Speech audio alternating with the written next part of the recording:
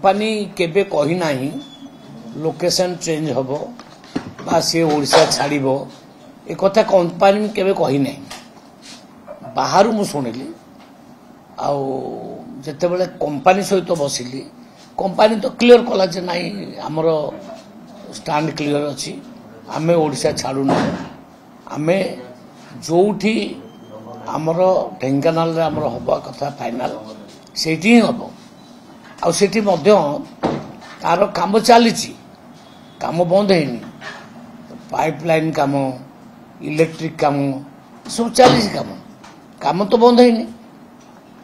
एणु किछि लोक ताकू गोटे भूल प्रचार कर उद्देश्य कौन मु जानी नहीं भूल प्रचार कर मिनिमम आपणकर 50,000 कोटी टंकार इन्वेस्टमेंट हम से अराउंड 20,000 छात्र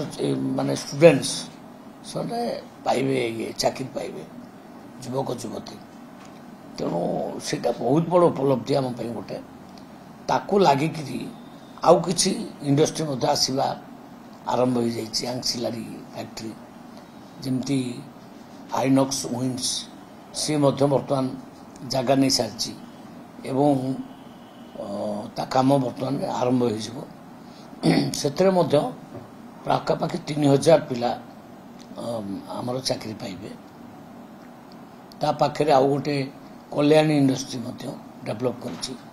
जगह फागा नहीं गलानी से भी काम कर से 2,500 3,000 पिला चाकरी पाइबे तो मोटामोटी भाव में आम जो हिसाब करवा 25,000 ରୁ 30,000 पिला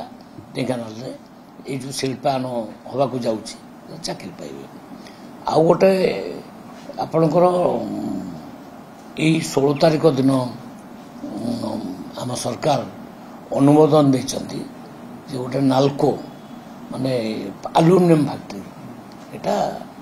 कामाख्या जदिव ढेंकानाल जिले में कामाख्या नगर निर्वाचन मंडल हम से 1,28,000 कोटी टंका इन्वेस्टमेंट हम एवं से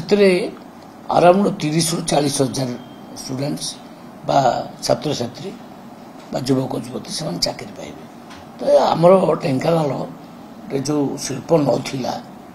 सेटा समस्या समाधान हो पिला माने बाहर को चाकरी करने को जीवे ना।